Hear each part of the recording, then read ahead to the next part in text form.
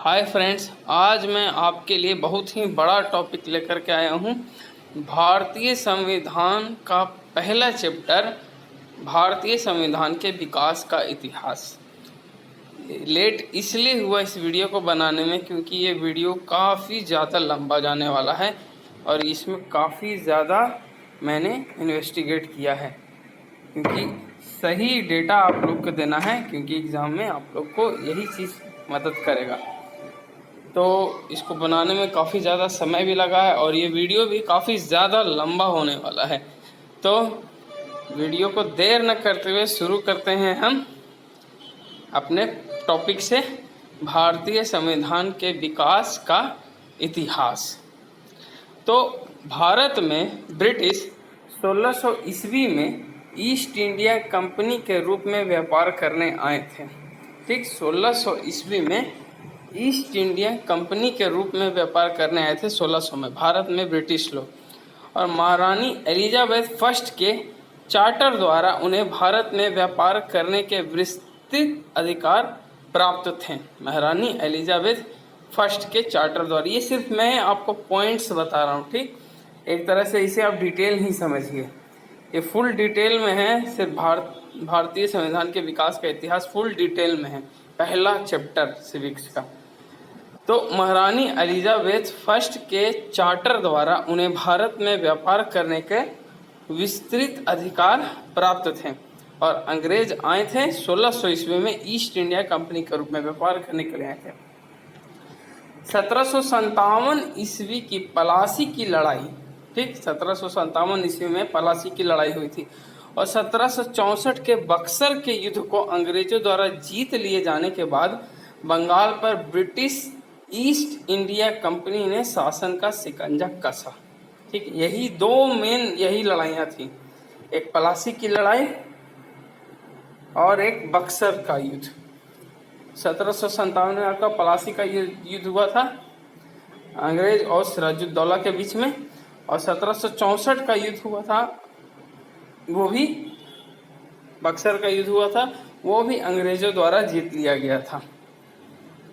ठीक, तो और 1765 में बंगाल, बिहार और उड़ीसा के दीवानी, और दीवानी का मतलब होता है राजस्व एवं दीवानी न्याय के अधिकार, ठीक ना, उन्होंने प्राप्त कर लिए। किन तीन क्षेत्रों के? बंगाल, बिहार और उड़ीसा का स्टार्टिंग यहीं से हुआ।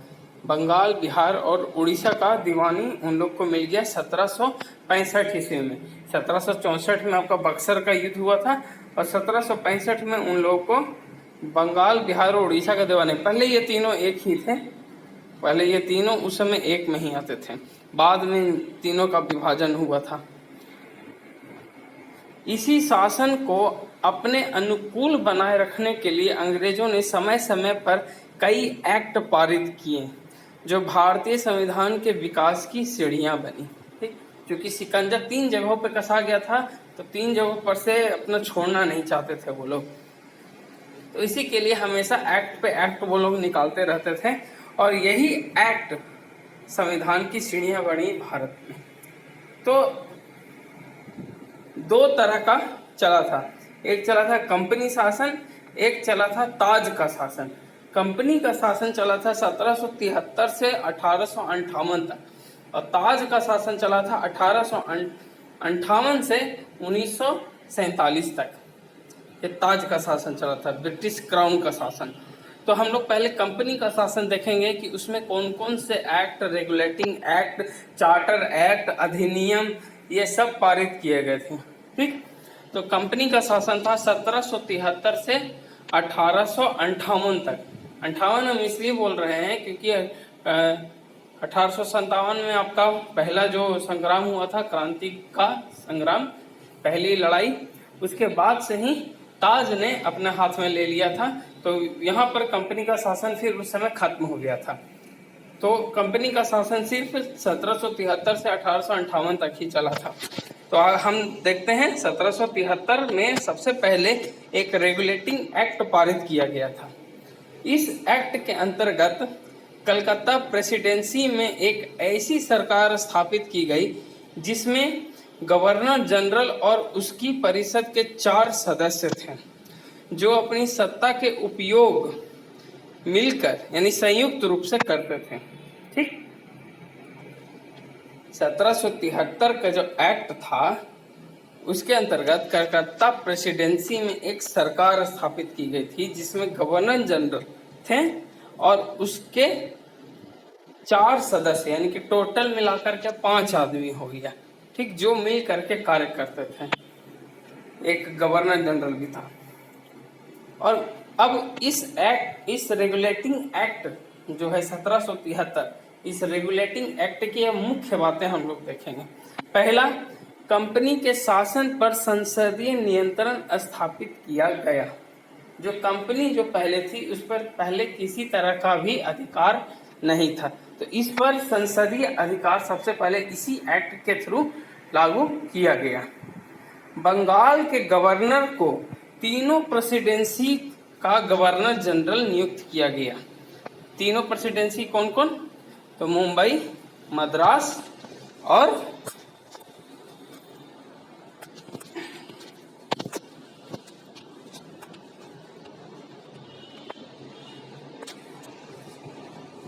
और बंगाल, ये तीनों प्रेसिडेंसियों का उसको गवर्नर जनरल बना दिया गया। यानी जो बंगाल का गवर्नर जनरल होगा वो तीनों प्रेसिडेंसियों का गवर्नर जनरल होगा।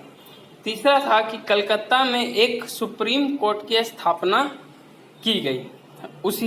इसी रेगुलेटिंग एक्ट के तहत 1773 रेगुलेटिंग एक्ट के तहत कलकत्ता में एक सुप्रीम कोर्ट की स्थापना की गई और 1774 में ये बना था कलकत्ता का सुप्रीम कोर्ट। 1774 में एक मुख्य न्यायाधीश और 3 अन्य न्यायाधीश उस समय थे। इस अधिनियम द्वारा बंगाल के गवर्नर को बंगाल का गवर्नर जनरल पद दिया गया और जो कि पहला था लॉर्ड वॉरेन हेस्टिंग्स। ठीक, अब क्वेश्चन आएगा कि बंगाल का पहला गवर्नर जनरल कौन था? तो आंसर होगा वॉरेन हेस्टिंग्स। ठीक, बंगाल के गवर्नर को बंगाल का गवर्नर जनरल कहा गया। पांचवा था, ये सारे के सारे 1773 रेगुलेटिंग एक्ट की मुख्य बातें हैं। ठीक, कंपनी के कर्मचारियों को खुद का व्यापार करने और भारतीय लोगों से उपहार व रिश्वत लेना प्रतिबंधित कर दिया गया। ठीक, अब पहले जब वो लोग आए थे तो रिश्वत भी लेते थे, उपहार भी लेते थे, मगर 1773 के रेगुलेटिंग एक्ट आने के बाद इन दोनों चीज़ों पर प्रतिबंध लगा दिया गया था। छठा था, ब्रिटिश सरकार का कोर्ट ऑफ डायरेक्टर्स यानी कंपनी की गवर्निंग बॉडी के कारण से कंपनी पर नियंत्रण सशक्त हो गया। ठीक, ब्रिटिश सरकार का कोर्ट ऑफ डायरेक्टर्स के कारण कंपनी पर नियंत्रण सशक्त हो गया। इस कारण से ये 1773 के रेगुलेटिंग एक्ट के कारण से।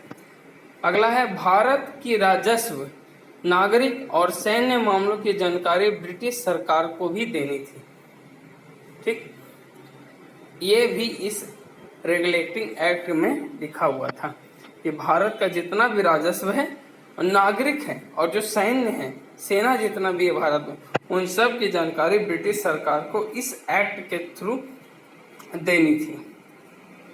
तो यहाँ पर आपका 1773 का रेगुलेटिंग एक्ट खत्म हो गया है।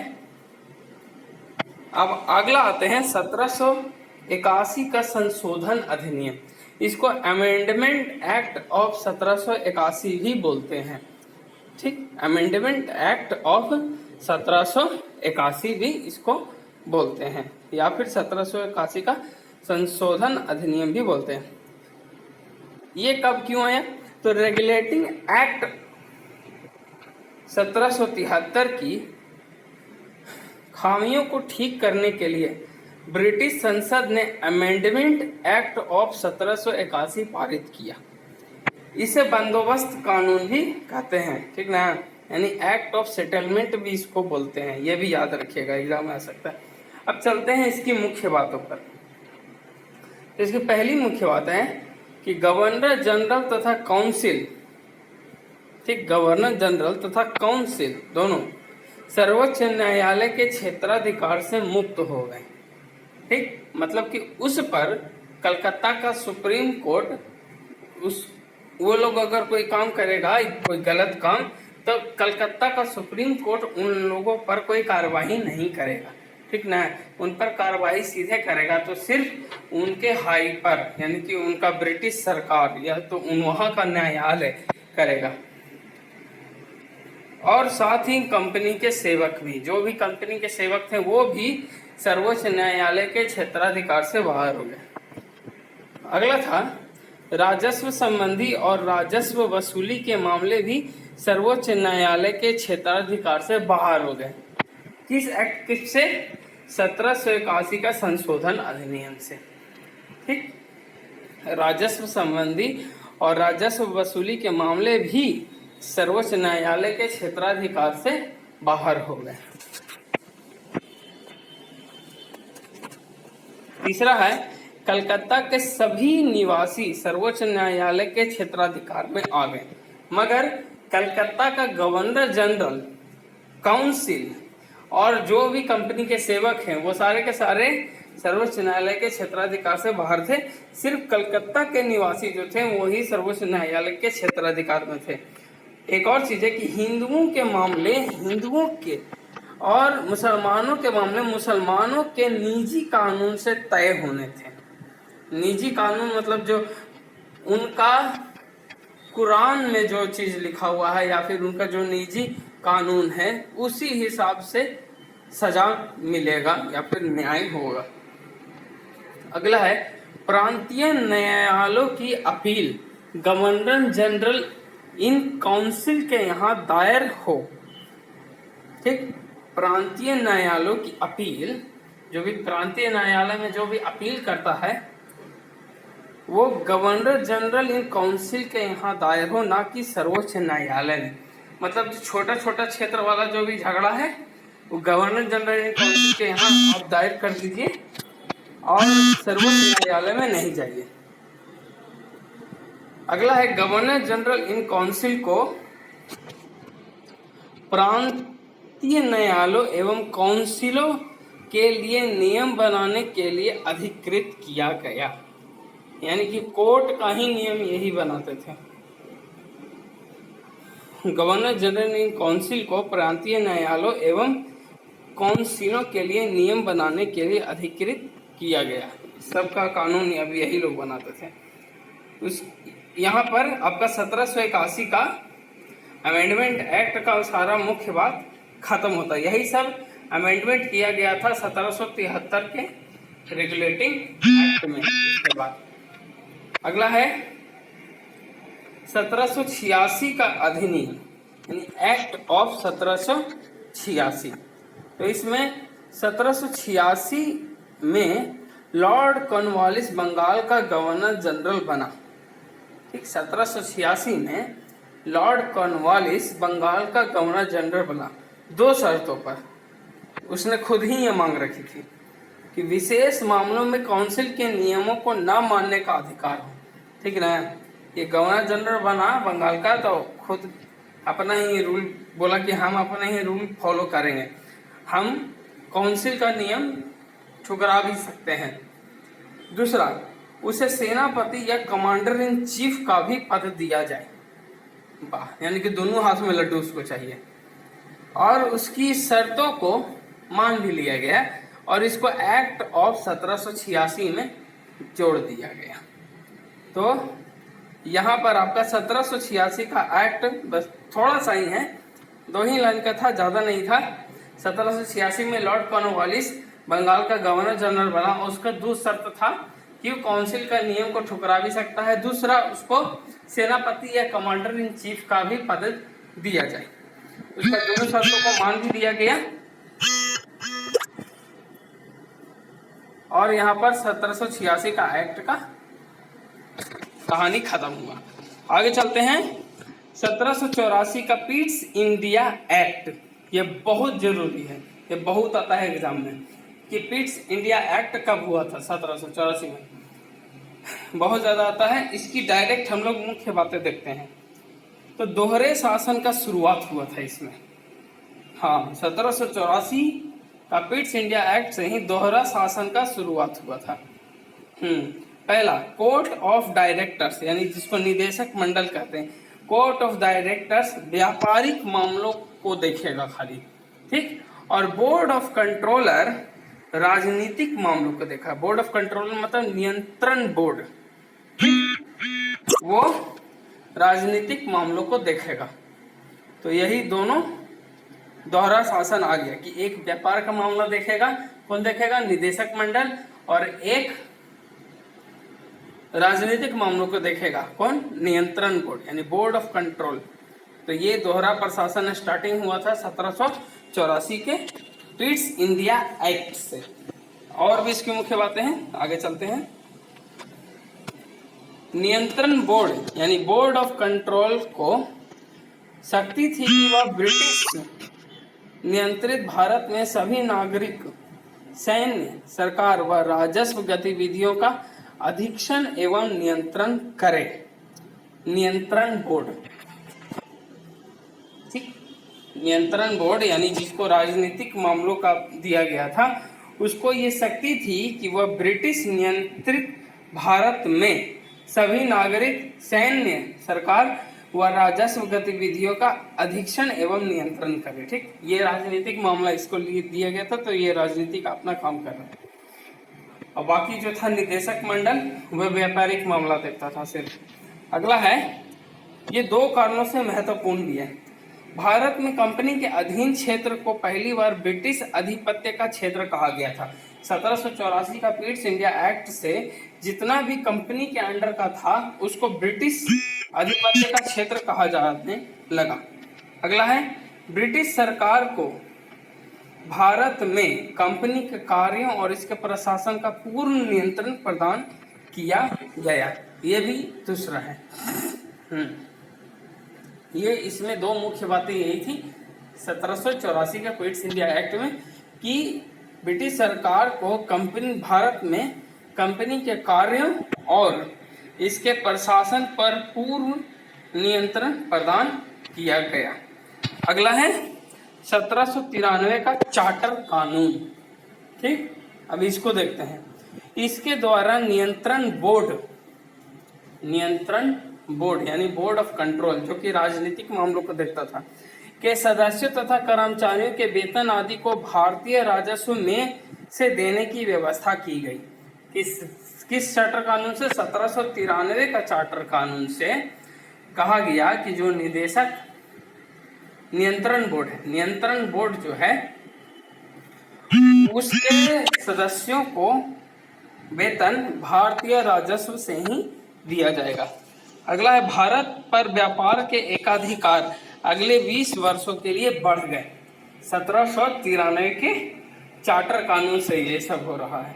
कंपनी को भारत में व्यापार के एकाधिकार को अगले 20 वर्षों के लिए बढ़ा दिया गया।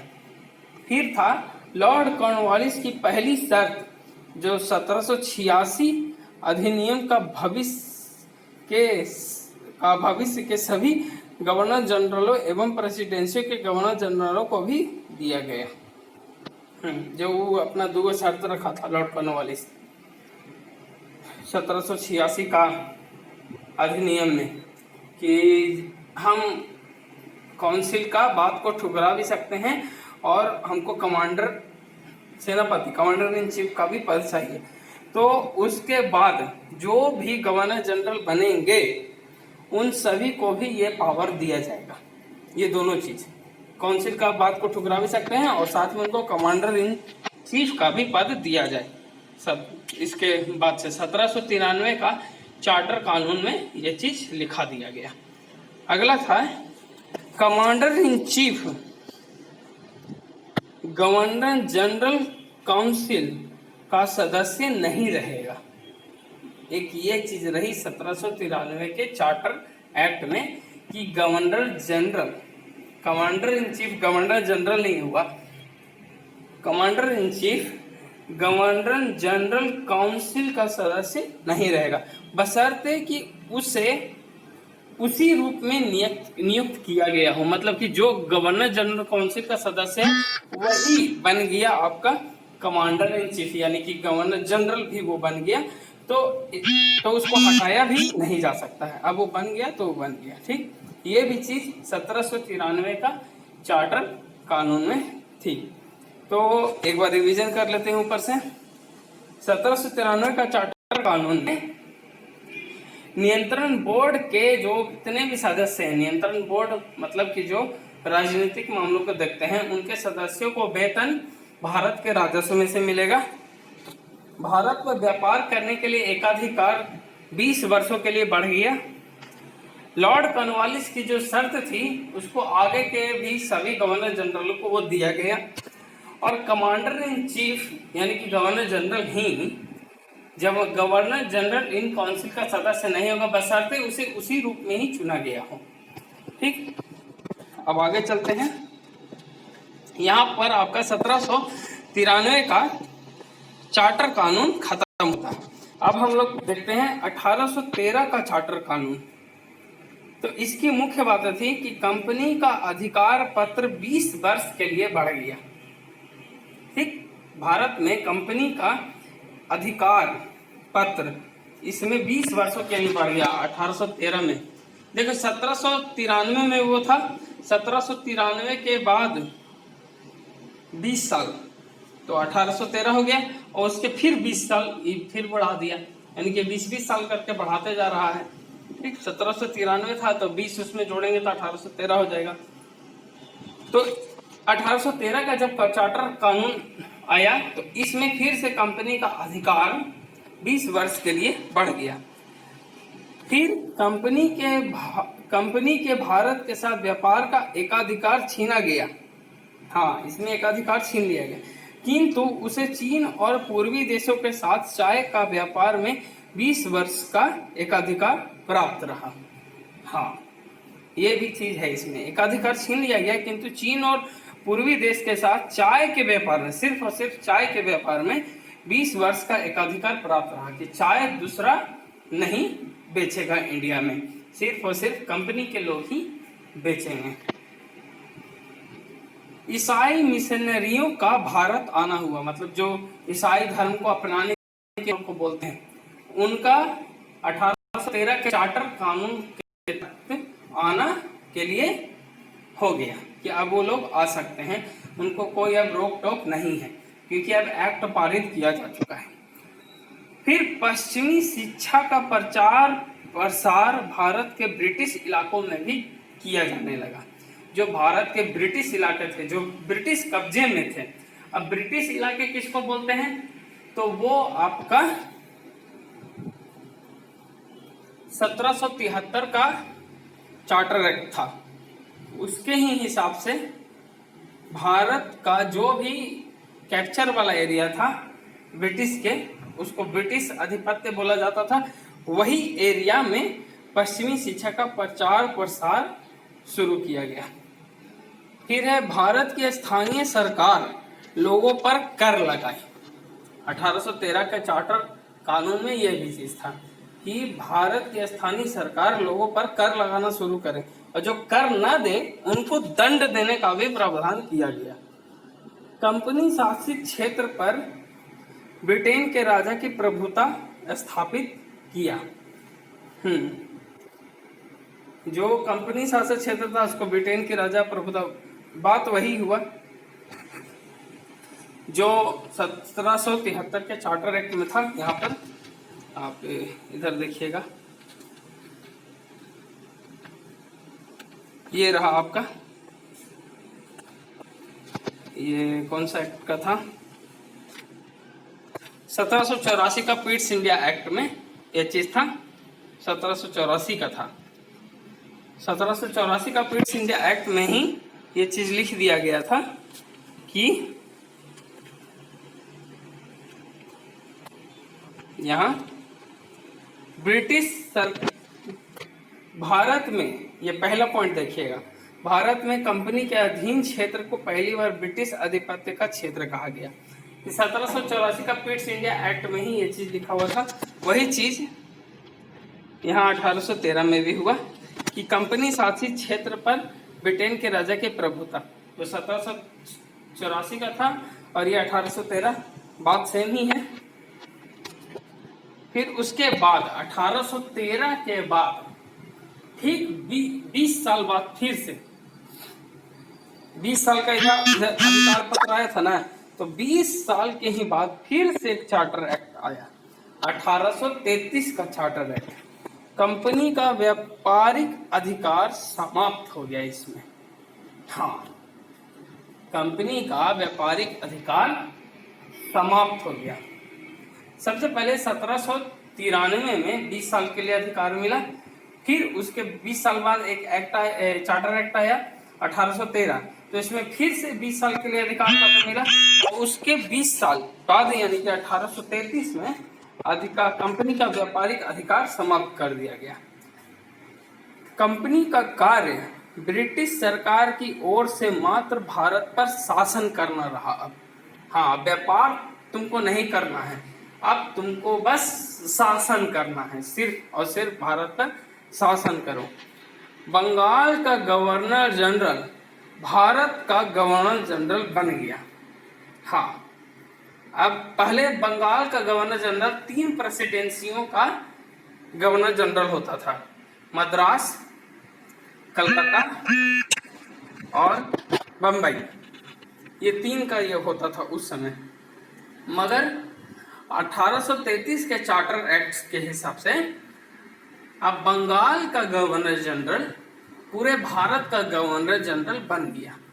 ठीक, तो क्वेश्चन आएगा कि भारत का पहला गवर्नर जनरल कौन था, तो आंसर होगा लॉर्ड विलियम बेंटिक। और अगर क्वेश्चन आए कि बंगाल का पहला गवर्नर जनरल कौन था, तो वो होगा वॉरेन हेस्टिंग्स। ठीक है, यहाँ पर कंफ्यूजन आप नहीं खाइएगा। अगला है, भारतीय कानून का वर्गीकरण के लिए विधि आयोग की नियुक्ति की गई थी। 1833 के चार्टर कानून के हिसाब से भारतीय कानूनों का वर्गीकरण के लिए विधि आयोग की नियुक्ति भी की गई थी। भारतीय कानून का वर्गीकरण मतलब कि अब हर कोई आदमी अपने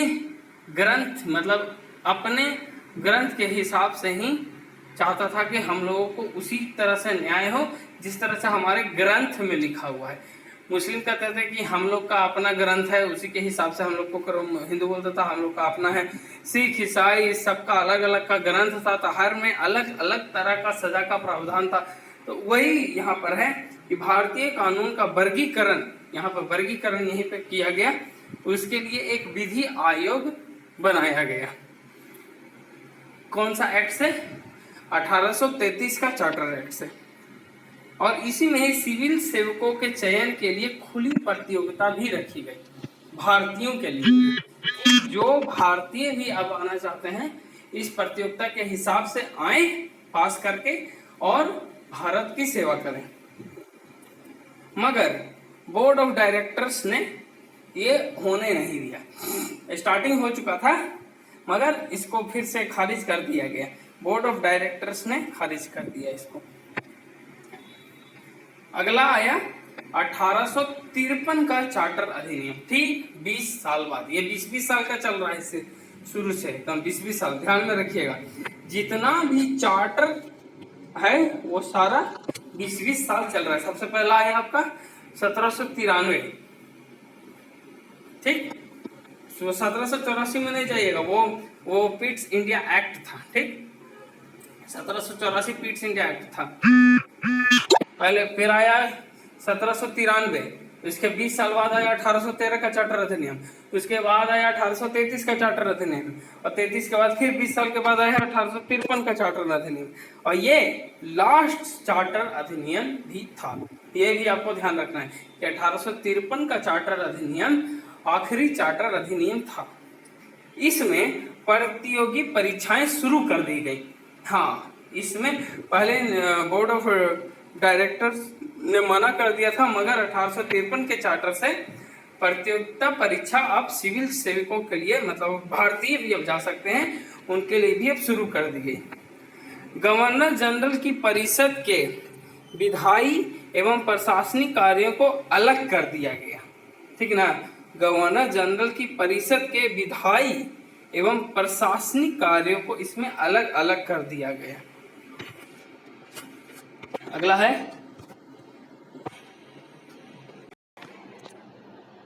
कि परिषद में 6 नए पार्षद जोड़े गए। ठीक, यही परिषद में, गवर्नर जनरल की परिषद में 6 नए पार्षद जोड़े गए। इन्हें विधान परिषद कहा गया। जो 6 नए जोड़े गए, गवर्नर जनरल की परिषद में 6 नए पार्षद जो जोड़े गए उन्हें विधान परिषद कहा गया। ठीक, अब ये गवर्नर जनरल का परिषद आपको समझ में नहीं आ रहा होगा। गवर्नर जनरल का परिषद का 1773 का रेगुलेटिंग एक्ट से ही हुआ था। आपको मैंने आगे में ही बताया कि जिसमें गवर्नर जनरल और उसकी परिषद के 4 सदस्य थे, यानी 5 को पहले था, और 1853 के चार्टर अधिनियम के हिसाब से 6 नए पार्षद जोड़े गए। अब 6 पहले वाला, 6 इस वाला और 5 उस समय वाला, यानी कि 6 और 5 हो गए 11, 10 सदस्य हैं और एक है आपका गवर्नर जनरल। 10 और 1 11, तो यही 11 मिल करके बनाए आपके विधान परिषद। उस समय 1853 का चार्टर अधिनियम, जिसका लास्ट चार्टर अधिनियम भी कहा जाता है। अगला है 1854 में भारतीय सिविल सेवा की प्रतियोगिता के लिए मैकाले समिति की नियुक्ति की गई। हाँ, 1853 का ये चार्टर अधिनियम है, तो 1854 में ही भारतीय सिविल सेवा प्रतियोगिता के लिए मैकाले समिति की भी नियुक्ति की गई थी 1854 में। यह भी आप बात याद रखिएगा। अब ये 1853 का था, और 1853 के बाद से कोई चार्टर अधिनियम नहीं आया, क्योंकि 57 में ही हमारा स्वतंत्रता का पहला संग्राम हो गया था, और उसके बाद फिर सम्राट का शासन आ गया, ताज का शासन जिसको बोलते हैं, 1858 से 1947 के लिए। जो मैंने आपको ये पहले ही बोला था। तो अब हम लोग ये पढ़ेंगे 1858 का भारत सरकार अधिनियम सबसे पहला है। 1858 का भारत सरकार अधिनियम, तो इस कानून का निर्माण 1857 के विद्रोह के बाद हुआ, जिसको हम लोग सिपाही विद्रोह भी कहते हैं।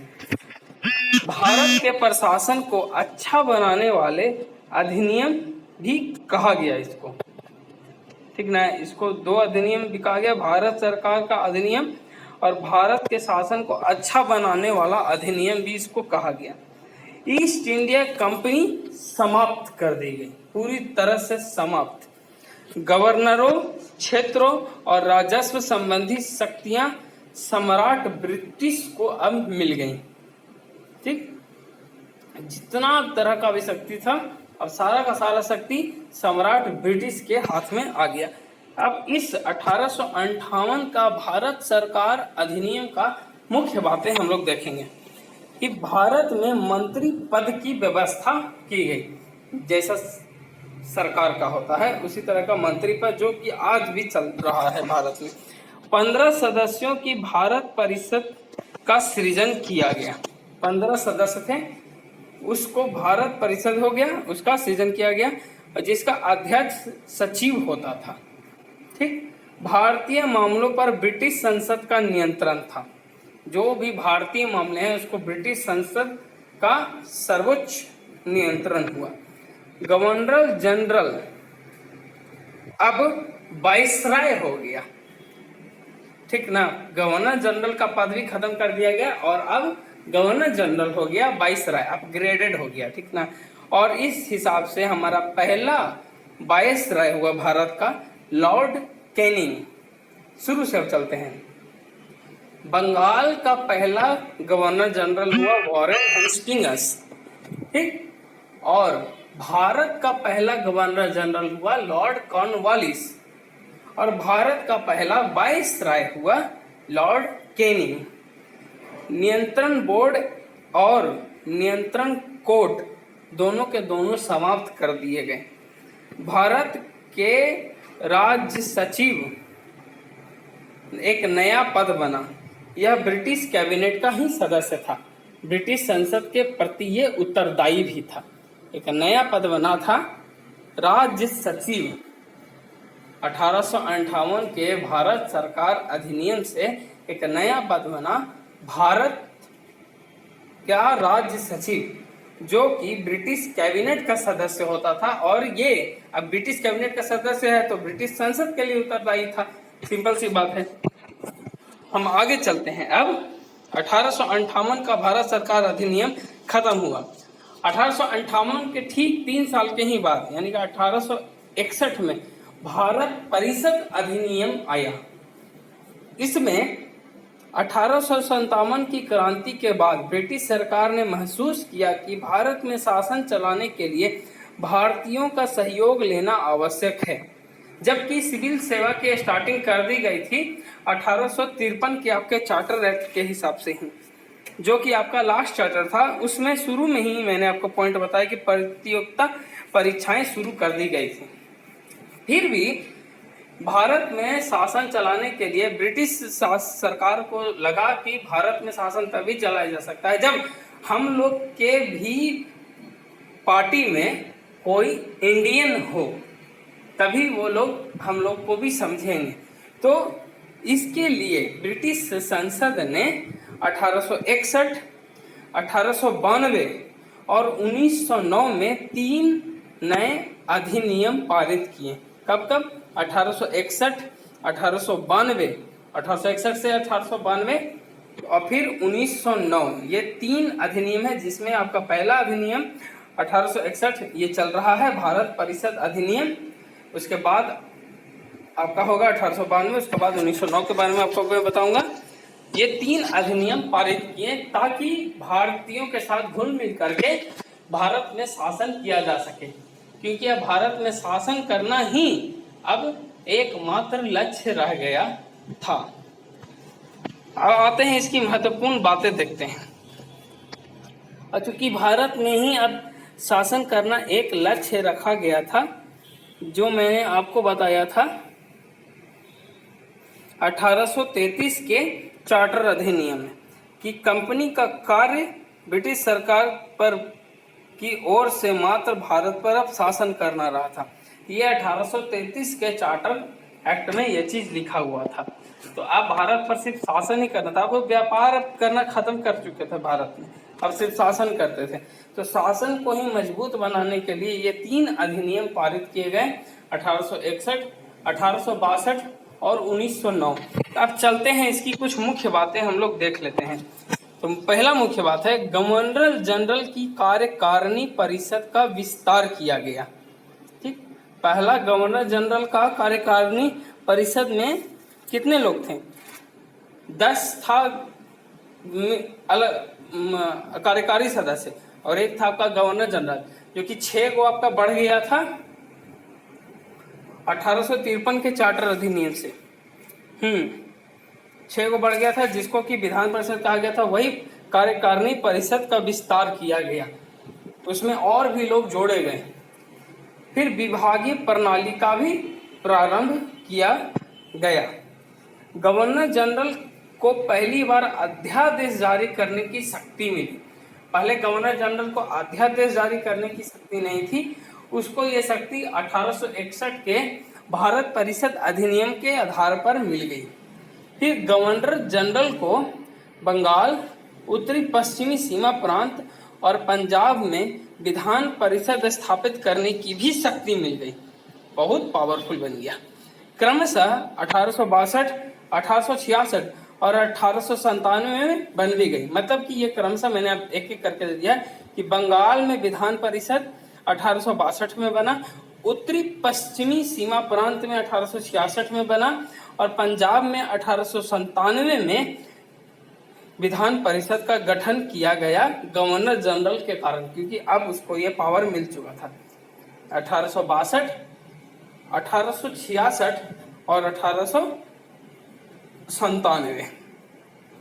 अगला है, कुछ भारतीयोों को गैर सरकारी सदस्यों के रूप में वायसराय द्वारा परिषद में नामांकित कर सकता था। 1862 में लॉर्ड कैनिंग ने 3 भारतीयों को किया भी। कौन कौन को? तो बनारस के राजा, पटियाला के महाराजा और सर दिनकर राव को विधान परिषद में मनोनीत किया था उन्होंने। ये 3 को 1862 में। 1861 में ये भारत परिषद अधिनियम आया था और 1862 यानी कि इसके 1 साल के बाद इन्होंने 3 लोगों को चुना। किसको किसको? बनारस के राजा, पटियाला के राजा और सर दिनकर राव को अपने विधान परिषद में इन्होंने मनोनीत किया। वायसराय को विधान परिषद में कार्य संचालन के लिए अधिक नियम और आदेश बनाने की भी शक्ति दी गई। यानी कि वायसराय काफी पावरफुल हो गया 1861 से। इसके आगे कोई है ही नहीं भारत में, इसके आगे कोई है ही नहीं। सिर्फ एक ही है, वो आपका राज्य सचिव होगा, जो ब्रिटिश कैबिनेट का जो सदस्य था वही सब सिर्फ इससे ऊपर होगा। तो वायसराय को विधान परिषद में कार्य संचालन के लिए अधिक नियम बनाने और आदेश बनाने की भी शक्ति दे दी गई। लॉर्ड कैनिंग द्वारा, ठीक, लॉर्ड कैनिंग के द्वारा 1859 में प्रारंभ की गई पोर्टफोलियो को भी मान्यता दी। इसके अंतर्गत वायसराय की परिषद का एक सदस्य एक या अधिक सरकारी विभाग का प्रभारी बनाया जा सकता था तथा उसे इस विभाग में काउंसिल की ओर से अंतिम आदेश पारित करने का अधिकार भी था। ये इतना पावर है। आगे चलते हैं।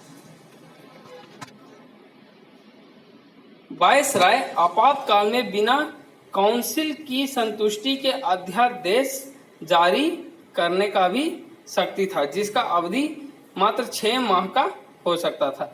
वायसराय बिना काउंसिल की संतुष्टि के भी अध्यादेश जारी कर सकता था। यहाँ काउंसिल से भी ये ऊपर हो गया है, जिसकी अवधि, उस अध्यादेश की अवधि सिर्फ 6 माह की ही होती थी। अगला हम चलते हैं। 1861 हो चुका, तो अब हम लोग चलते हैं 1892 का भारत परिषद अधिनियम, जो कि मैंने बोला था कि 3 उन्होंने बनाया, 1861, 1892 और 1909। चलते हैं 1892 में। इसकी मुख्य बातें हैं। अप्रत्यक्ष चुनाव प्रणाली की शुरुआत की गई। अप्रत्यक्ष चुनाव मतलब किसी को पता नहीं है कि कौन चुना गया है। राजस्व, व्यय अथवा बजट पर बहस करने तथा कार्यकारिणी से सवाल पूछने की भी इसमें शक्ति दे दी गई। 1892 का भारत परिषद अधिनियम में अब राजस्व, व्यय और बजट पर बहस करने का भी पावर मिल गया लोगों को। मतलब कार्यकारिणी के सदस्य से, ठीक ना, वो कार्यकारिणी से ही सवाल पूछ सकते थे। केंद्रीय और प्रांतीय विधानसभा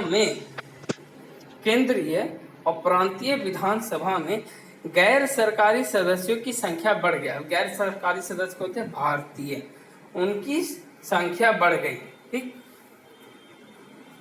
मगर बहुमत सरकारी का ही था।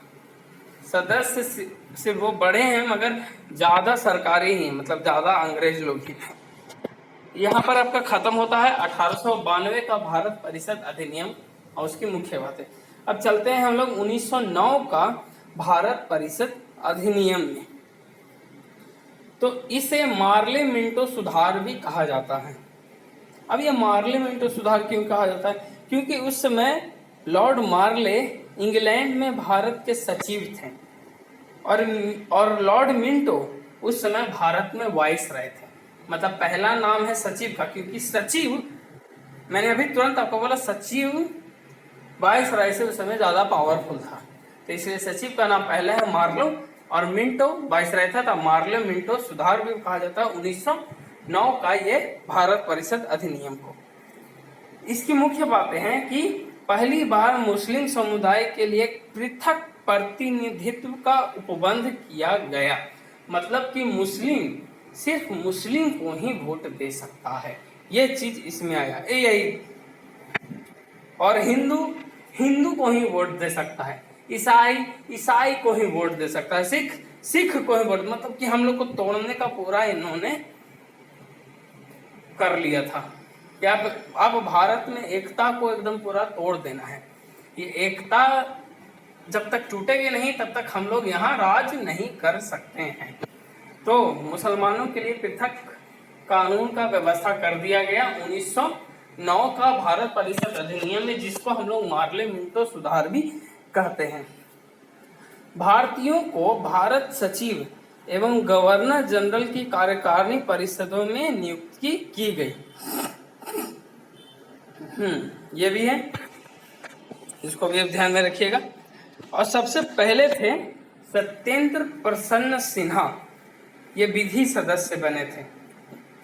1909 का भारत परिषद अधिनियम के हिसाब से भारतीयों को भी भारत सचिव बनाया जा सकता है अब, ठीक। और गवर्नर जनरल की कार्यकारिणी परिषद में भी उसकी नियुक्ति हो सकती है। तो सबसे पहले बने थे आपके सत्येंद्र प्रसन्न सिन्हा, जो कि विधि आयोग में बने थे। आगे चलते हैं। केंद्रीय और प्रांतीय विधान परिषदों को पहली बार बजट पर वाद विवाद करने, सार्वजनिक हित के विषयों पर प्रस्ताव पेश करने, पूरक प्रश्न पूछने और मत देने का अधिकार मिला। 1909 का भारत परिषद अधिनियम से केंद्रीय और प्रांतीय विधान परिषदों को पहली बार बजट पर वाद विवाद करने, सार्वजनिक हितों के विषय में प्रस्ताव पेश करने और पूरक प्रश्न पूछने का और मत देने का भी अधिकार मिला। अगला है प्रांतीय विधान परिषदों की भी संख्या बढ़ी। 1909 का भारत परिषद अधिनियम से प्रांतीय विधान परिषदों की भी संख्या में बढ़ोतरी की गई। अगला है केंद्रीय और प्रांतीय विधान परिषदों के आकार में भी वृद्धि हुई। संख्या भी बढ़ी, साथ में आकार भी बढ़ा। केंद्रीय परिषद में संख्या 16 से 60 हो गई। 16 था, 16 से फिर 60 हो गया। Presidency corporation, chamber of commerce, विश्वविद्यालयों और जमींदारों के लिए अलग प्रतिनिधित्व का प्रावधान किया गया। यहाँ पर आपका 1909 भारत परिषद अधिनियम खत्म होता है। हम आप अगला चलते हैं भारत शासन अधिनियम 1919, जिसको मॉन्टेग्यू चेम्सफोर्ड सुधार भी बोलते हैं। अब मॉन्टेग्यू समझ गए होंगे, ये भारत सचिव रहे होंगे, और चेम्सफोर्ड उस समय के 22 रहे थे। इसमें केंद्र में द्विसदनात्मक विधायिका बनी। इस अधिनियम से केंद्र में द्विसदनात्मक विधायिका बनी। राज्य परिषद 60, उपनिर्वाचित 5 वर्ष। केंद्रीय विधानसभा में 145, 104 निर्वाचित और 41 मनोनीत, ठीक।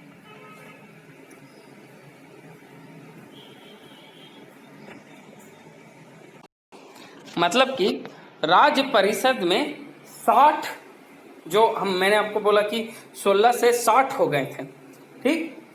वो 1909 का चार्टर अधिनियम से, ये ऊपर में आपका लिखा हुआ है, 16 से 60 हो गए। ये देखिए पॉइंट नंबर ये, केंद्रीय और प्रांतीय विधान परिषदों के आकार में वृद्धि हुई। केंद्रीय परिषद में संख्या 16 से 60 हो गई थी। तो वही है यहाँ पर कि राज्य परिषद में 60 हो गया था, जिसमें 34 निर्वाचित थे और बाकी मनोनीत किए गए थे, जिनका कार्यकाल 5 वर्ष का होता था। और वहीं केंद्रीय विधानसभा में 145 लोग थे, जिनमें 104 निर्वाचित होते थे और 41 मनोनीत किए जाते थे, जिनका कार्यकाल 3 वर्ष का होता था। समान अधिकार था, दोनों सदनों को समान अधिकार था। राज्य परिषद और केंद्रीय विधानसभा को, दोनों सदनों को समान अधिकार प्राप्त था। अंतर सिर्फ था कि बजट पर स्वीकृति निचला सदन देता था, ठीक। प्रांतों में द्वैत शासन प्रणाली इस तरह की थी, एक थी आरक्षित और एक थी हस्तांतरित। ये दो तरह की शासन प्रणाली प्रांतों में चली थी। इसमें उनके काम बांटे हुए थे। से आरक्षित में वित्त, भूमि कर, अकाल सहायता, न्याय, पुलिस, पेंशन, आपराधिक जातियां, छापाखाना, समाचार पत्र, सिंचाई, जलमार्ग, खान, कारखाना, बिजली, गैस, बॉयलर, श्रमिक कल्याण, औद्योगिक विवाद, मोटर गाड़ियां, छोटे बंदरगाह और सार्वजनिक सेवाएं आरक्षित को मिली हुई थी। वहीं हस्तांतरित को शिक्षा, पुस्तकालय, संग्रहालय, स्थानीय स्वायत्ता शासन, चिकित्सा सहायता, सार्वजनिक निर्माण विभाग, आबकारी उद्योग, तौल तथा माप, मनोरंजन और दान, ये उन सबको बांटा हुआ था। ये उन दोनों का क्षेत्र था। आरक्षित का इतना क्षेत्र था, हस्तांतरित का इतना क्षेत्र था। ठीक, आगे चलते हैं नेक्स्ट में। आरक्षित विषय का प्रशासन गवर्नर अपनी कार्यकारी परिषद के माध्यम से करता था। ठीक, हस्तांतरित विषय प्रांतीय विधान मंडल के प्रति उत्तरदायी भारतीय मंत्रियों के द्वारा होता था, मगर ये व्यवस्था असफल रही। ठीक, ये व्यवस्था असफल रही थी। आरक्षित विषय को गवर्नर अपनी कार्यकारी परिषद के माध्यम से करता था, आरक्षित वाला, और हस्तांतरित वाला प्रांतीय विधान मंडल के भारतीय मंत्री करते थे। ठीक ना, मगर ये व्यवस्था चूंकि असफल रही थी। हम लोग आगे चलते हैं। द्वैध शासन प्रणाली को 1935 के एक्ट द्वारा समाप्त कर दिया गया। ये 1919 में ये लाया गया था द्वैध शासन प्रणाली, कि डबल डबल बांट दो, कुछ इसको विषय दे दो, कुछ इसको विषय दे दो। एक राज्य परिषद बना, एक केंद्रीय परिषद बना, तो इन दोनों को खत्म कर दिया गया 1935 के एक्ट से। भारत सचिव, भारत में महालेखा परीक्षक की नियुक्ति करने का भी अधिकार मिला उसको 1919 के भारत शासन अधिनियम से, कि भारत सचिव ही भारत में महालेखा परीक्षक की नियुक्ति करेगा। ये भी आप पॉइंट याद कर लीजिएगा। अगला है, भारत में एक लोक सेवा आयोग का गठन किया गया इस 1919 के भारत शासन अधिनियम से, जो किया गया 1926 में। एक लोक सेवा आयोग का गठन किया गया 1926 में, जिसको हम लोग यूपीएससी आज बोलते हैं। इसका गठन 1926 में किया गया था अंग्रेजों द्वारा ही, 1919 के भारत शासन अधिनियम के द्वारा। पहली बार भारत में महिलाओं को वोट देने का भी अधिकार दिया गया 1919 के ही भारत शासन अधिनियम के द्वारा। ये बहुत अच्छा है कि अगर क्वेश्चन अगर आएगा कि किस अधिनियम से महिलाओं को पहली बार वोट देने का अधिकार भारत में मिला, तो आप कर दीजिएगा 1919 का भारत शासन अधिनियम के द्वारा। और किस अधिनियम के द्वारा भारत में यूपीएससी का गठन हुआ 1926 में, तो वो भी है आपका 1919 भारत शासन अधिनियम। ये दोनों के दोनों आपके 1919 भारत शासन अधिनियम में ही हुए थे। अगला है प्रत्यक्ष निर्वाचन हुआ। हाँ, पीछे में हमने आपको बताया कि 1892 का जो भारत परिषद अधिनियम था उसमें अप्रत्यक्ष चुनाव प्रणाली की शुरुआत हुई थी, मगर 1919 में आपका प्रत्यक्ष चुनाव निर्वाचन शुरू हुआ। लोग खुद से चुनना शुरू किए। भारतीय विधान परिषद के स्थान पर द्विसदनीय व्यवस्था यानी राज्यसभा और लोकसभा बनाई गई। कितना अच्छा क्वेश्चन है। यानी कि राज्यसभा और लोकसभा भी 1919 के भारत शासन अधिनियम के द्वारा ही बनाए गए और भारतीय विधान परिषद के स्थान पर इसको बनाया गया। अगला है वायसराय की कार्यकारी परिषद को 6 सदस्यों से, जो पहले 6 सदस्य थे, कमांडर इन चीफ को छोड़कर 3 सदस्य इंडियन आवश्यक हो गए। ठीक, 3 सदस्य अब इंडियन रहेंगे, ये आवश्यक हो गया। कमांडर इन चीफ को छोड़कर, ये कमांडर मतलब कि वायसराय ही जिसको बोल रहे हैं हम लोग, क्योंकि उसी को ही तो 1784 के हिसाब से उसको कर दिया कि अब viceroy he commander in chief भी रहेगा। और वो 1700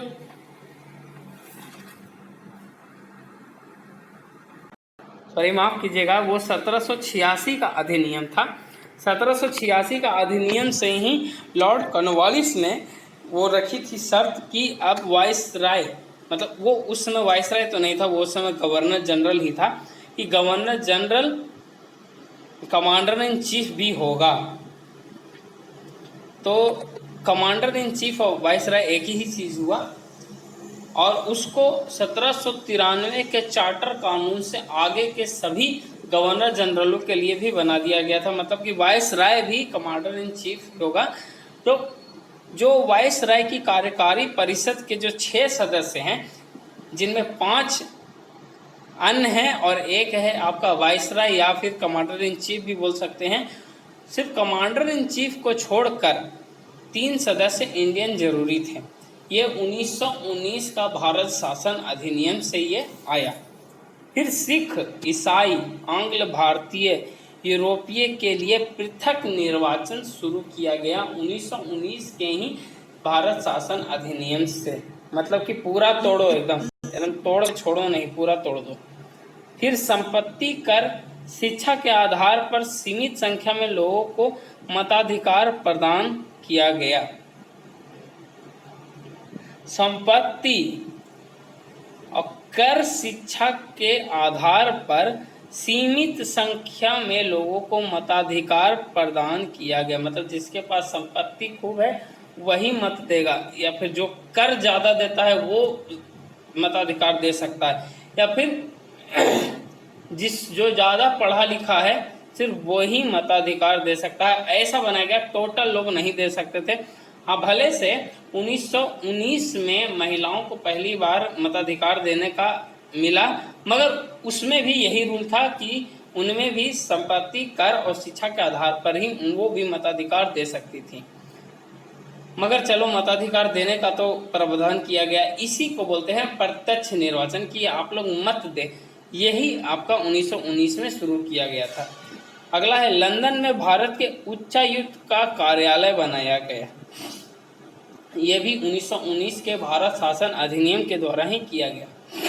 भारत सचिव के कुछ कार्य उच्चायुक्त को ट्रांसफर भी किए गए साथ में। अब भारत का उच्चायुक्त का कार्यालय बन रहा है तो उसका कुछ काम भी मिलेगा, तो जो भारत सचिव का कुछ काम था वो ही उच्चायुक्त को ट्रांसफर कर दिया गया। तो ये सारे के सारे काम हुए थे 1919 के भारत शासन अधिनियम में, जिसको हम लोग मॉन्टेग्यू चेम्सफोर्ड सुधार भी बोलते हैं। अगला है, इसी में ही पहली बार केंद्रीय बजट को राज्यों के बजट से अलग कर दिया गया था। मतलब राज्य का बजट अलग होगा, केंद्र का बजट अलग होगा।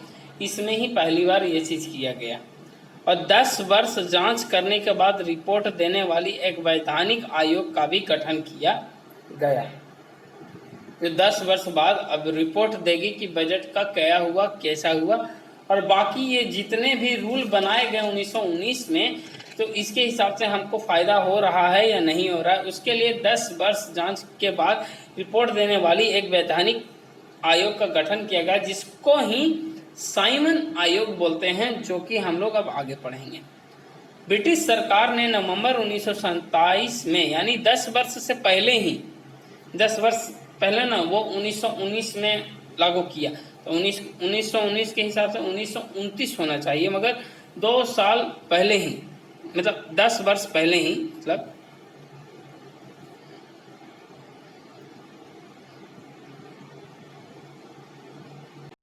यहाँ पर 2 वर्ष लिखना चाहिए, 10 वर्ष लिखा गया, थोड़ी गलती हो गया है। 2 वर्ष पहले ही दे दिया।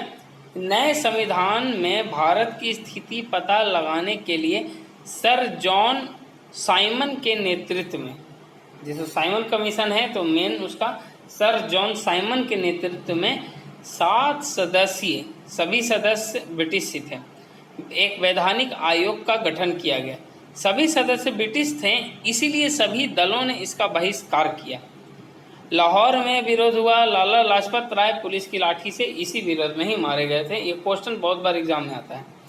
इस आयोग ने 1930 में रिपोर्ट थी और द्वैध शासन, ठीक, राज्यों में सरकारों का विस्तार, ब्रिटिश भारत के संघ की स्थापना एवं सांप्रदायिक निर्वाचन व्यवस्था को जारी रखने की बात थी। इसमें, इस कमीशन में, साइमन कमीशन का जो रिपोर्ट उसने पेश किया था उसमें द्वैध शासन, राज्यों में सरकारों का विस्तार, ब्रिटिश भारत के संघ की स्थापना एवं सांप्रदायिक निर्वाचन व्यवस्था को जारी रखने की बात कही थी।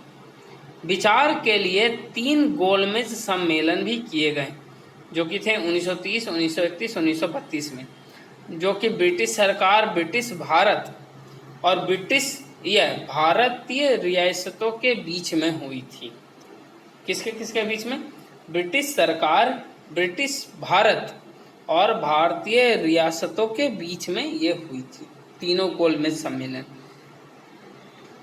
फिर संवैधानिक सुधारों पर एक श्वेत पत्र तैयार किया गया। विचार के लिए ब्रिटिश संसद की संयुक्त प्रवर समिति को भेजा गया। समिति की सिफारिशों को कुछ संशोधनों के बाद भारत परिषद अधिनियम 1935 में शामिल कर लिया गया। हाँ, यह कमीशन 3 फरवरी 1928 को भारत आया था। इसे व्हाइट मैन कमीशन भी कहा जाता है क्योंकि सभी के सभी ब्रिटिश थे। 3 फरवरी 1928 को भारत आया था, ठीक, और इसको व्हाइट मैन कमीशन भी बोलते हैं। न विरोध करने वाले कौन कौन थे?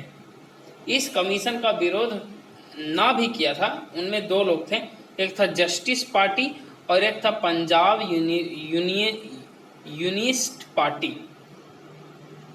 ये दोनों इसका विरोध नहीं किए थे, साइमन कमीशन का विरोध नहीं किए थे, जबकि ये पूरा का पूरा व्हाइट मैन कमीशन था क्योंकि सारे के सारे इसमें ब्रिटिश ही थे, तो भारतीय इसमें एक भी नहीं थे। आगे चलते हैं। अगला है आपका सांप्रदायिक अवार्ड। तो ब्रिटिश पीएम रैमजे मैकडोनाल्ड ने अगस्त 1932 में अल्पसंख्यकों के प्रतिनिधित्व पर एक योजना की घोषणा की कि अल्पसंख्यकों को भी आगे की ओर बढ़नी चाहिए। इसे कम्युनल अवार्ड या सांप्रदायिक अवार्ड के नाम से जाना जाता है। अवार्ड में न सिर्फ मुसलमानों, सिख, ईसाई, यूरोपियनों और आंग्ल भारतीयों के लिए अलग निर्वाचन व्यवस्था का विस्तार किया गया, बल्कि इसे दलितों के लिए भी विस्तारित कर दिया। दलितों के अलग निर्वाचन व्यवस्था से नाखुश होकर गांधी जी ने पूना की यरवदा जेल में अनशन प्रारंभ कर दिया। अंततः कांग्रेस नेताओं और दलित नेताओं के बीच एक समझौता हुआ जिसे पूना समझौता कहा गया। इसमें संयुक्त हिंदू निर्वाचन व्यवस्था के साथ साथ दलितों के लिए भी स्थान आरक्षित किया गया। अगला हम लोग चलते हैं भारत शासन अधिनियम 1935, जो कि बहुत बड़ा। इस भारत शासन अधिनियम 1935 में 451 धाराएं थीं और 15 परिशिष्ट थे। 451 धाराएं और 15 परिशिष्ट। अखिल भारतीय संघ, 11 ब्रिटिश प्रांत, 6 चीफ कमिश्नर के क्षेत्रों और उन देशी रियासतों से मिलकर बनना था जो स्वेच्छा से संघ में सम्मिलित हों। प्रांतों के लिए संघ में सम्मिलित होना अनिवार्य था, ठीक, और देशी रियासतों को स्वेच्छा से सम्मिलित होने का इसमें था। अखिल भारतीय संघ बनाया जा रहा था भारत शासन अधिनियम 1935 से, जिसमें 11 ब्रिटिश प्रांत शामिल थे, 6 चीफ कमिश्नर के क्षेत्रों और उन देशी रियासतों से मिलकर बनना था जो स्वेच्छा से संघ में सम्मिलित हों। देशी रियासतें संघ में शामिल नहीं हुई और प्रस्तावित संघ की स्थापना संबंधी घोषणा पत्र जारी करने का अवसर नहीं आया। मतलब कि जो अखिल भारतीय संघ जो बनाना था उसमें 11 को ब्रिटिश प्रांत बनना था, 6 चीफ कमिश्नर के क्षेत्र और उन देशी रियासतों से मिलकर बनना था, यानी जो स्वेच्छा से संघ में सम्मिलित हों।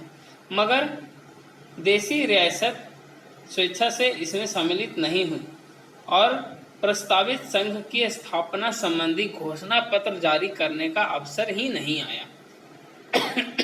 अगला है प्रांतीय स्वायत्तता।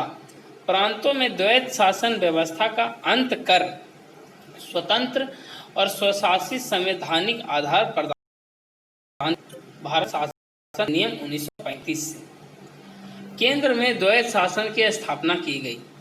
कुछ संघीय विषयों जैसे सुरक्षा, वैदेशिक संबंध, धार्मिक को गवर्नर जनरल के हाथों में रखा। अन्य के लिए मंत्रिमंडल की व्यवस्था की गई जो व्यवस्थापिका के प्रति उत्तरदायी था। 1937 में शुरू हुआ और 1939 में समाप्त भी ये हो गया। मतलब कि केंद्र में द्वैत शासन की स्थापना की गई भारत शासन अधिनियम 1935 से, जिसमें कुछ संघीय विषय यानी सुरक्षा, वैदेशिक संबंध और धार्मिक, ये 3 विषय को गवर्नर जनरल के हाथों में ही रखा गया। गवर्नर जनरल मतलब कि वाइसराय के ही हाथों में रखा गया और अन्य के लिए मंत्रिमंडल की व्यवस्था की गई जो व्यवस्थापिका के प्रति उत्तरदायी थे, मतलब कि विधान परिषद के प्रति उत्तरदायी थे। ये 1937 में शुरू हुआ और 1939 में समाप्त भी हो गया। अगला चलते हैं, संघीय न्यायालय की व्यवस्था की गई 1937 में। भारत शासन अधिनियम 1935 के द्वारा संघीय न्यायालय की व्यवस्था की गई 1937 में। अधिकार क्षेत्र प्रांतों तथा रियासतों तक बढ़ा दी गई। ठीक, एक मुख्य न्यायाधीश और 2 अन्य न्यायाधीश बनाए गए।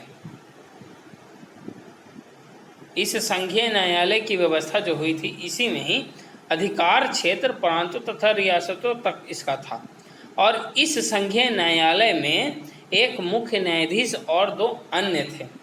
न्यायालय से संबंधित अंतिम शक्ति प्रिवी काउंसिल यानी लंदन को प्राप्त थी। एक प्रिवी काउंसिल को, न्यायालय से संबंधित अंतिम शक्ति प्रिवी काउंसिल को प्राप्त थी। इस अधिनियम में यानी जो भारत शासन अधिनियम आपको 1935 से, इस अधिनियम में संशोधन सिर्फ ब्रिटिश संसद कर सकता था, न कि प्रांतीय विधानमंडल और न ही संघीय व्यवस्थापिका। मतलब दोनों में से कोई नहीं कर सकता था, न प्रांतीय विधानमंडल कर सकता था और न ही संघीय व्यवस्थापिका कर सकता था। इस अधिनियम में संशोधन सिर्फ और सिर्फ ब्रिटिश संसद ही कर सकता था। अगला है भारत परिषद का अंत हो गया। ठीक, इस 1935 भारत परिषद 1935 से, तो इसमें भारत परिषद का अंत कर दिया गया। अब भारत परिषद कौन सा था? तो जो 1858 का भारत शासन अधिनियम में जो बनाया गया था, 15 सदस्यों की भारत परिषद का सृजन किया गया था 1858 के भारत शासन अधिनियम में, जिसका अध्यक्ष सचिव होता था। तो उस भारत परिषद का भारत सरकार अधिनियम 1935 से उसका अंत कर दिया गया। भारत के सचिव को सलाहकारों की टीम मिली इससे। हाँ, भारत शासन अधिनियम 1935 से भारत के जो सचिव थे उनको एक सलाहकारों की टीम भी मिली।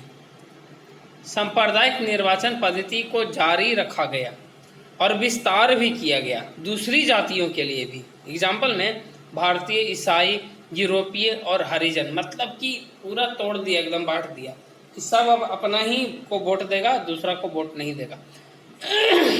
प्रस्तावना का अभाव था। हाँ, बर्मा को भारत से अलग किया गया। इसी भारत शासन अधिनियम 1935 से बर्मा को भारत से अलग किया गया। अदन को इंग्लैंड के औपनिवेशिक कार्यालय के अधीन कर दिया गया।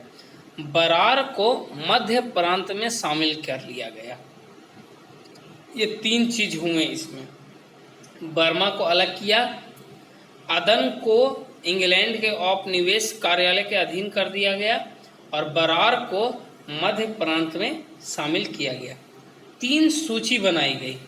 संघ में 59 थी, राज्य में 54 विषय थे और संवर्ती में दोनों के लिए 36 विषय थे। 3 सूची बना जो कि आज भी है। संघ सूची, राज्य सूची और संवर्ती सूची। संघ में 59 था, राज्य में 54 था और संवर्ती में दोनों के लिए 36 था। और अवशिष्ट शक्तियाँ, जिन्हें अगर इन तीनों में जो नहीं होगा विषय, तो वैसा विषय वाइसराय को मिला, भारत के वाइसराय को। अगला है, मगर यह व्यवस्था देशी रियासतों के शामिल होने से इनकार के कारण अस्तित्व में नहीं आया। हाँ, 11 राज्यों में से 6 में द्विसदनीय व्यवस्था शुरू की गई। बंगाल, बम्बई, मद्रास, बिहार, संयुक्त प्रांत और असम में द्विसदनीय विधान परिषद और विधानसभा बनी, प्रतिबंधों के साथ। मगर 10% जनसंख्या को मत का अधिकार मिला। मताधिकार का भी विस्तार हुआ। देश की मुद्रा और साख पर नियंत्रण के लिए RBI बना 1935 में, भारत शासन अधिनियम 1935 के ही द्वारा। संघीय लोक सेवा आयोग, प्रांतीय सेवा आयोग, 2 या अधिक राज्यों के लिए संयुक्त सेवा आयोग भी बना। मतलब जितना भी सेवा आयोग है, संघीय सेवा आयोग, प्रांतीय सेवा आयोग और संयुक्त सेवा आयोग, ये भी भारत शासन अधिनियम 1935 द्वारा ही हुआ। नेहरू ने दासता का घोषणा पत्र इसे कहा था। हाँ, नेहरू ने भारत शासन अधिनियम 1935 को दासता का घोषणा पत्र कहा था और अनेक ब्रेकों वाली मगर इंजन रहित मशीन बोला था। और एटली ने बोला था, यह अधिनियम भारत के भविष्य की राजनीतिक प्रगति का कोई कार्यक्रम नहीं है। ये एटली ने बोला था, क्लीमेंट एटली ने ये बात बोला था कि यह अधिनियम भारत के भविष्य की राजनीतिक प्रगति का कोई कार्यक्रम नहीं है। तो इस तरह से आपका भारत शासन अधिनियम 1935 का जितना भी मेन पॉइंट था वो सारा मैंने आपको बता दिया। आगे चलते हैं और लास्ट, भारतीय स्वतंत्रता अधिनियम 1947। तो क्लीमेंट एटली 20 फरवरी 1947 को घोषणा की। क्लीमेंट एटली ने जो समय प्रधानमंत्री थे ब्रिटेन के, क्लीमेंट एटली ने 20 फरवरी 1947 को घोषणा की कि 30 जून 1947 को ब्रिटिश शासन समाप्त हो जाएगा भारत में। 30 जून 1947 को समाप्त कर दिया जाएगा। मुस्लिम लीग ने उसी समय में ही भारत विभाजन की बात कर आंदोलन शुरू कर दिया और 3 जून 1947 को ब्रिटिश सरकार ने कहा कि 1946 में गठित संविधान सभा द्वारा बनाया गया संविधान उन क्षेत्रों पर लागू नहीं होगा जो इसे स्वीकार नहीं करेंगे। अगला है, क्योंकि आज़ाद करना था तो उन्होंने सबको अपने ही पर छोड़ दिया कि जिसको मानना है मानो, जिसको नहीं मानना है नहीं मानो। 3 जून 1947 को वाइसराय लॉर्ड माउंटबेटन ने विभाजन की योजना रखी, जिसे माउंटबेटन योजना कहा गया, पाकिस्तान विभाजन के लिए, मतलब भारत विभाजन के लिए, सॉरी। और ये 1940 में ये योजना आई थी। कांग्रेस और मुस्लिम लीग द्वारा इसको स्वीकार भी कर लिया गया, बहुत गलत बात है। फिर भारत स्वतंत्रता अधिनियम 1947 बनाकर उसे लागू कर दिया गया। ब्रिटिश संसद में 4 जुलाई 1947 को भारतीय स्वतंत्रता अधिनियम रखा गया, जो 18 जुलाई 1947 को स्वीकृत हो गया। 20 धाराओं के साथ इसमें 20 धाराएं थीं। 2 अधिराज्यों की स्थापना 15 अगस्त 1947 को भारत पाकिस्तान 2 अधिराज्य बने। सत्ता का उत्तरदायित्व दोनों अधिराज्यों की संविधान सभा को सौंपी जाएगी, यह भी इसमें लिखा हुआ था। 2 अधिराज्यों में एक गवर्नर जनरल होगा। नियुक्ति मंत्रिमंडल की सलाह से की जाएगी। वायसराय पद समाप्त कर दिया गया। फिर से स्वतंत्र भारत के पहले गवर्नर जनरल और लास्ट वायसराय थे लॉर्ड माउंटबेटन। ये भी आप याद रखिएगा कि स्वतंत्र भारत के पहले गवर्नर जनरल और लास्ट वायसराय लॉर्ड माउंटबेटन थे। जब तक संविधान सभाएं संविधान का निर्माण नहीं कर लेती हैं, विधानमंडल के रूप में कार्य करती रहेंगी। और भारत मंत्री के पद को भी समाप्त कर दिया गया इस भारत स्वतंत्रता अधिनियम 1947 से। फिर इसमें लिखा हुआ था कि 1935 के अधिनियम द्वारा शासन जब तक संविधान सभा संविधान न बना ले, मतलब कि जब तक संविधान सभा संविधान नहीं बना ले तब तक भारत का शासन 1935 के अधिनियम द्वारा किया जाए, जिसको नेहरू जी ने ही दास्ता का घोषणा पत्र बोला। फिर उसी पर ही चलाने के लिए रेडी भी हो गए। देशी रियासतों पर ब्रिटेन की सर्वोपरिता का अंत हो गया। भारत या पाकिस्तान किसी में भी सम्मिलित होने की स्वतंत्रता उसे दे दी गई। मतलब जो भी देशी रियासत थे वो या तो भारत में मिलना चाहें तो वो भारत में मिल सकते हैं, पाकिस्तान में मिलना चाहें तो वो पाकिस्तान में मिल सकते हैं। ये भी भारत स्वतंत्रता अधिनियम 1947 में साफ साफ लिखा हुआ था।